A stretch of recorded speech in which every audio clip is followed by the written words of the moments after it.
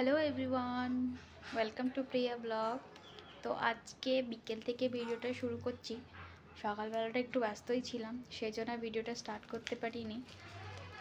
এখন বসে আছি আমার পুচকুর সাথে, আর একটা নতুন জিনিস দেখাবো। দেখুন, এই যে জানালাটা দেখতে পাচ্ছেন, আমার বিয়ে থেকে এখনও অবধি জানালাটা বন্ধ ছিল, তো আজকে খোলা হলো। কি সুন্দর লাগছে দেখতে পাচ্ছেন। আসলে এটা বন্ধ থাকে একটাই কারণে, কেন কি রাস্তার পাশে তো সচরাচর খোলা রাখা যায় না অমনি, আর নেট দেওয়া আছে, কেন কি সাপ খোপের খুবই ভয়, সেই জন্য।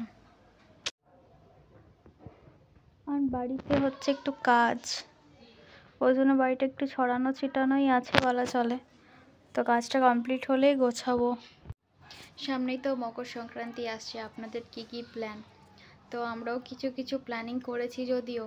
আর আপনারা পিকনিক কি এখনও শুরু করে দিয়েছেন? হয়তো অনেকেই শুরু করেছেন, আমাদের অবশ্য এখনও পিকনিকের সেরকম কোনো প্ল্যানিং হয়নি।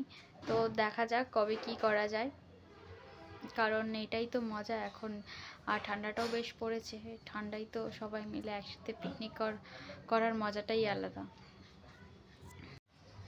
আজকে শরীরটা খুব একটা ভাল লাগছে না, অবশ্য ঠান্ডাটা বেশ পড়েছে, এই জন্য ম্যাচ ম্যাচ করছে।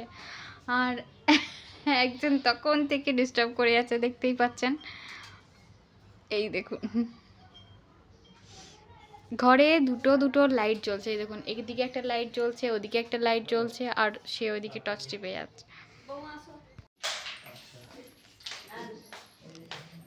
কই খাবে না? কি ব্যাপার, ডায়েট ফাইট করছো নাকি? স্কিনের গ্লো কমে যাবে চা বেশি খেলে নাকি?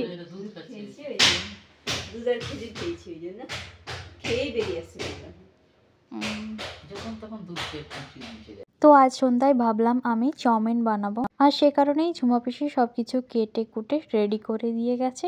বাঁধাকপিটা কাটতে বাকি ছিল, তাই জন্য সেটা আমি কেটে নিলাম, আর এদিকে বয়েল করতে বসিয়ে দিয়েছি। এরপর সব সবজি একসাথে ফ্রাই করে গরম গরম সার্ভ করব উইথ এগস। তো ভিডিওটি ভালো লেগে থাকলে একটা লাইক করে দেবেন। আজকের মতো টাটা।